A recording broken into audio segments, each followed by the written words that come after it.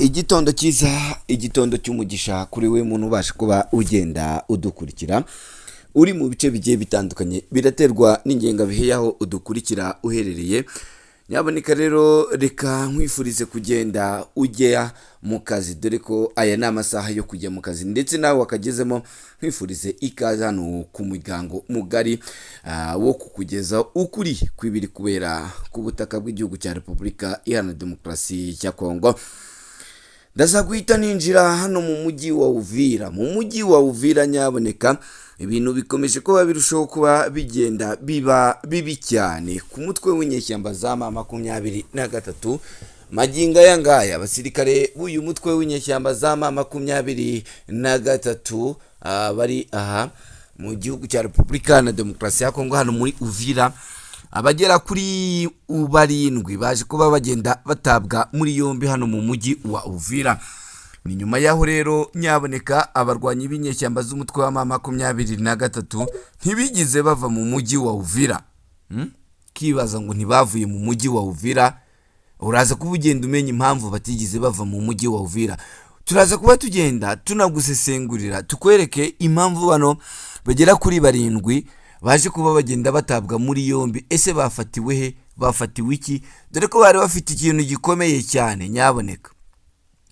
Mvuye hano mu mujyi wa Uvira ndaza guhita nerekeza hano mu bice byo mu misozi miremire y'Umurenge, naho ibintu ntibimeze neza. Muri iki gitondo ngiye kumvikana ibiturika cyane biri kubigenda biba hano mu misozi yo ku Ndondo ndetse na Bikenge. Ngira ngo ni bimwe muri operasiyo zikomeye cyane zikomeje hagati y'abarwanyi b'inyeshyamba z'umutwe wa M23 n'ingabo za Repubulika Iharanira Demokarasi ya Kongo. Ubu maginga yangaya igisirikare cy'abarundi hano muri Kivu y'Amajyepfo kikaba kimaze kuba kigenda kigaragaza amashyi menshi ku ngabo z'abarundi zikomeje kuba zigenda zitanga zikora akazi gakomeye cyane kazijyanye mu gihugu cya Repubulika Iharanira Demokarasi ya Kongo. Dore ko ubu ngubu Kapiteni Niyongaba Eric uyobora imwe muri paratuni wari uri hano muri Kivu y'Amajyepfo mu bice byo ku Ndondo.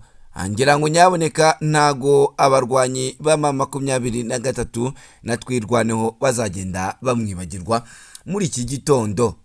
Muri iki gitondo ahagana ku isa y'isa sita z'ijoro nibwo uyu mugabo we na paratuni yari atwaye baje gutega agacu bagenda bacucuza inyeshyamba z'umutwe wa M23. Uraza kuba ugenda umenya icyo bayicucuje. Byose ni hano mu makuru yacu, kuba tugenda tunyarukira hano ku biganiro by'amahoro. Ku biganiro by'amahoro nabwo dore ko habura umunsi umwe tukaza kuba tugenda tumenya iyo byerekeje.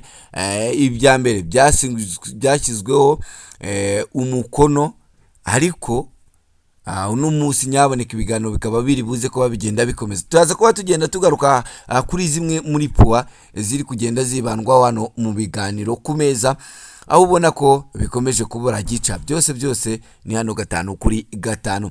Ndetse kwa ngenda ngaruka hano kuri operasiyo yabaye mu gihugu cya Iran. Iyi operasiyo yabaye mu gihugu cya Iran, abantu benshi bagiye bibaza ngo kwari ugukiza umupilote w'igihugu cya Leta Zunze Ubumwe za Amerika wari waje kuba agenda ahanurwa mu ndege. Igihugu cya Iran cyari cyaje kuba kigenda kirasa. Hakaba hari n'andi makuru avuga yuko yatabawe ariko na Amerika ahanini cyane yari igiye kwiba icyo bita aluminium isanzwe ikorwamo ibi bisasu bya kirimbuzi. Ibi rero bikaba byamaze kuba bigenda bijya hanze. Byose ndaza kuba ngenda bigarukaho 5-5. Perezida w'u Rwanda kandi akaba ari mu gihugu cya Congo Brazzaville yaganira iki na mugenzi we. Turaza kuba tugenda tubigarukaho 5-5 mu makuru yacu. Ariko nyaboneka mbere yuko ngera byinshi ngenda ngarukaho, reka ngusabe nimba ari ubwa mbere ugeze hano, reba hano handitse ijambo subscribe, like uri kandi ngira ngo nyaboneka aturifuza kwagura umuryango wacu nibura uku kwezi kuze kurangira dufite ibihumbi 11, ubundi tujye tubaha amakuru 5-5. Singira ngo uno munsi n'umunsi mubi cyane ku barwanyi b'inyeshyamba za M23 hano mu mujyi wa Uvira. Ni nyuma y'ibitero bikomeye cyane, nyuma ya operasiyo zikomeye cyane izi operasiyo zaje gutuma abarwanyi b'inyeshyamba za M23 baza gutakaza igice gikomeye cyane. Iki ni igice aba barwanyi bizi nyeshyamba za M23 kuko batigize bava hano mu gihugu cya Repubulika Iharanira Demokarasi ya Kongo, cyane cyane hano mu mujyi wa Uvira.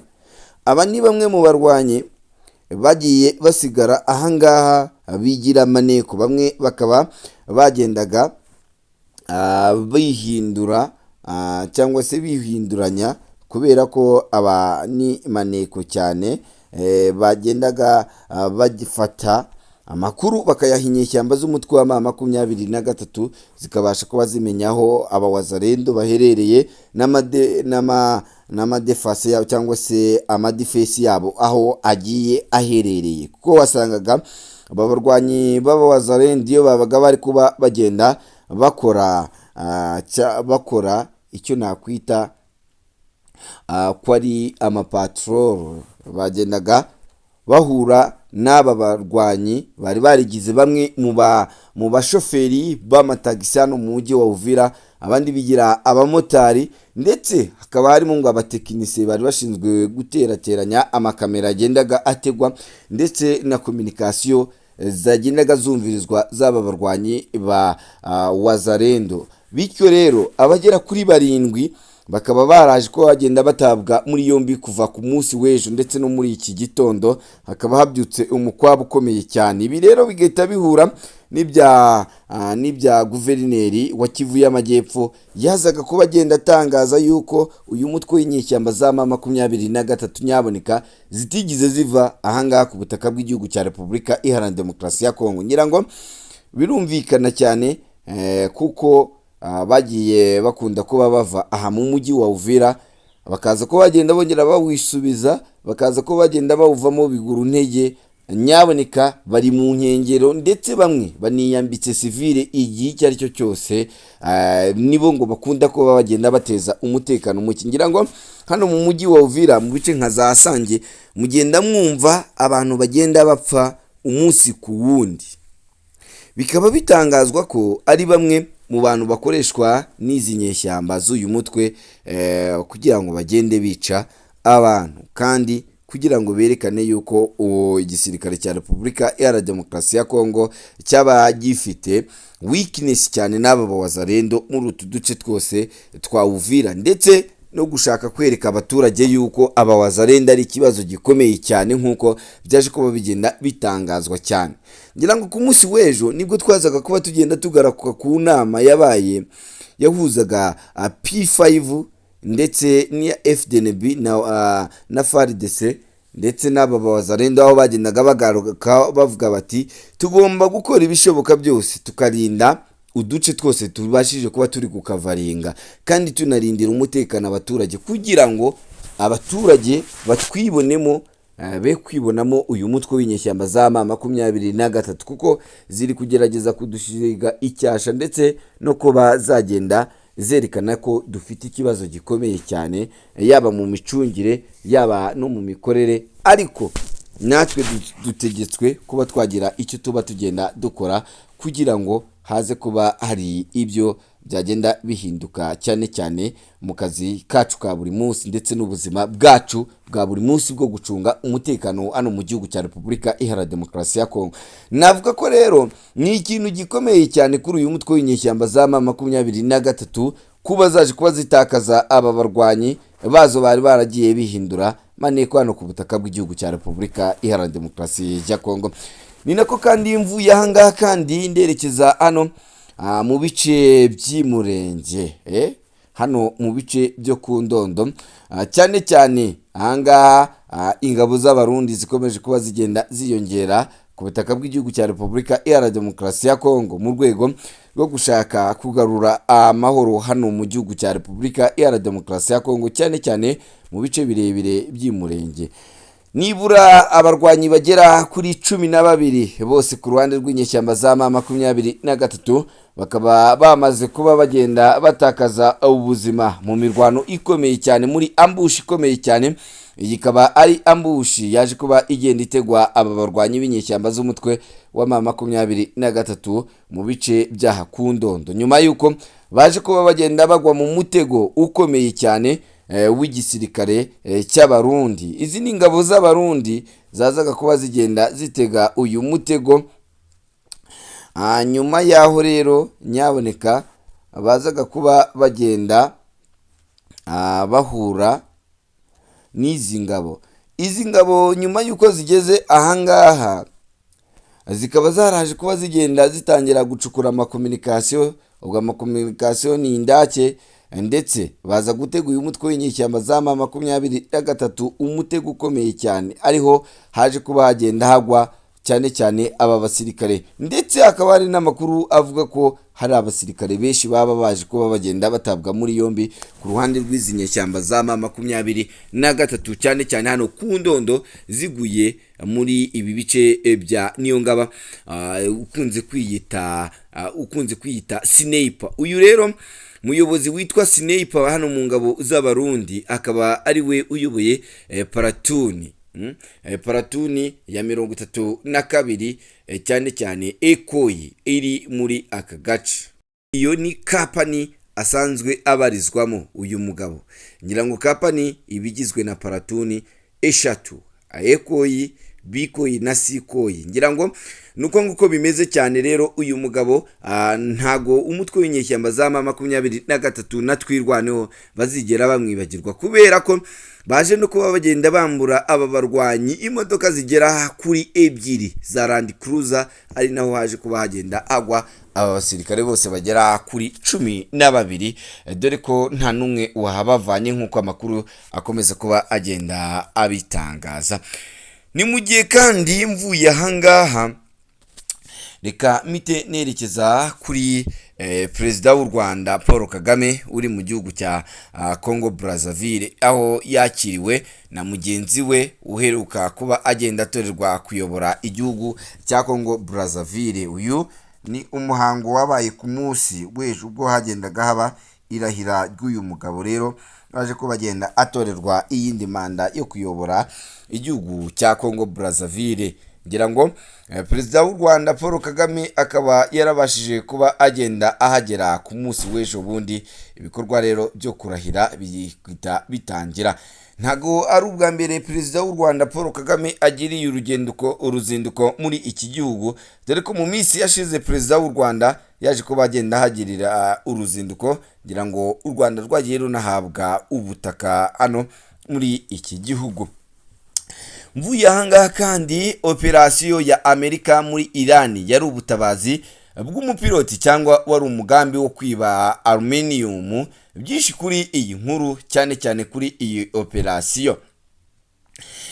Ngira ngo mu gihe umubano hagati ya Iran na Leta Zunze Ubumwe za Amerika ukomeje kurangwa n'ukutizerana n'ihangana rikomeye mu bya politike na gisirikare, hadutse inkuru ikomeje guteza impaka ndende ku rwego mpuzamahanga ijyanye n'igikorwa cya gisirikare Amerika kivugwa kuba yarakorewe ku butaka bwa Iran. Amerika yatangaje ko yakoze operasiyo yihariye igamije gucyura umupiloti wayo warasiwe mu gace ka hafi y'ubutaka bwa Iran nk'uko byatangajwe n'inzego za gisirikare za Amerika. Iyi ni operasiyo ngo yagenze neza nta gihombo cy'ubuzima cyabayeho, kandi ubwo uwo mupiloti agakurwa aho ngaho kandi ari amahoro.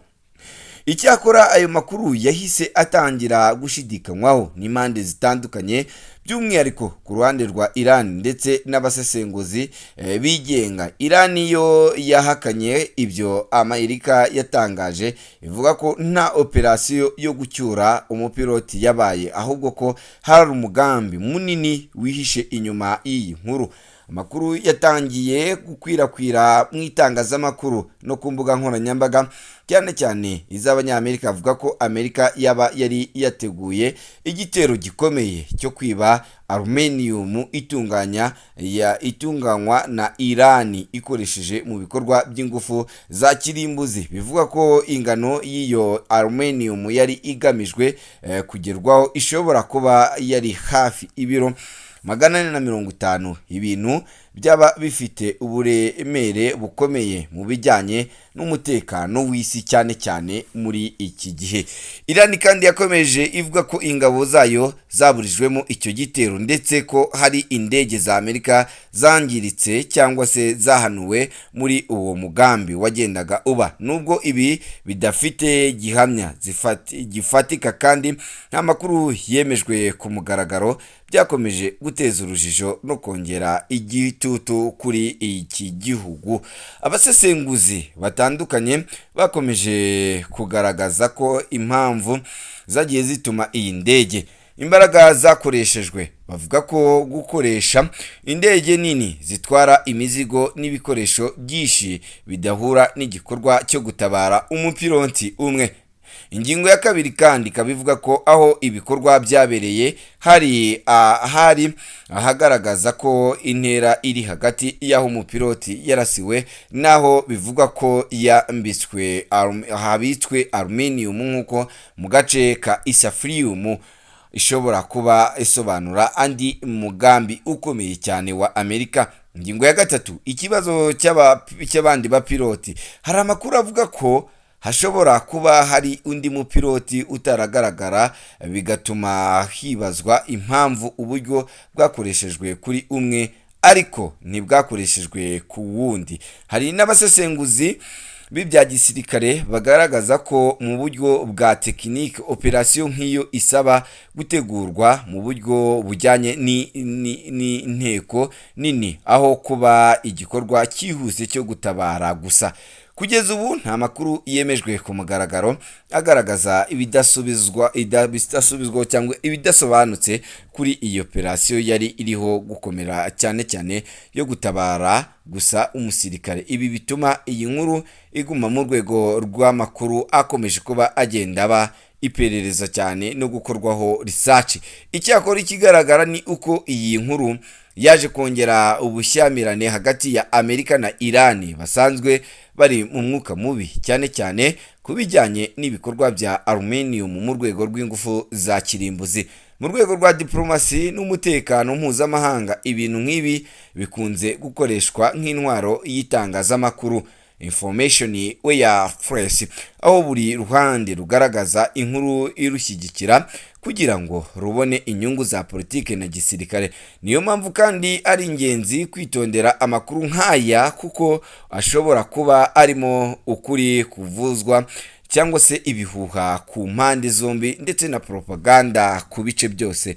Nubwo ukuri ku byabaye gushobora kutamenyekana vuba, iyi nkuru igaragaza neza ko uko umubano wa Iran na Amerika ukomeje kuba mubi kandi ushobora guteza ibibazo bikomeye ku mutekano w'akarere ndetse n'isi muri rusange. Ngira ngo ibintu byagiye bitangira guhita bizamba ku isi muri rusange bitewe n'umwuka mubi ukomeza kuba ugenda urangwa hagati ya Leta Zunze Ubumwe za Amerika ndetse na Iran.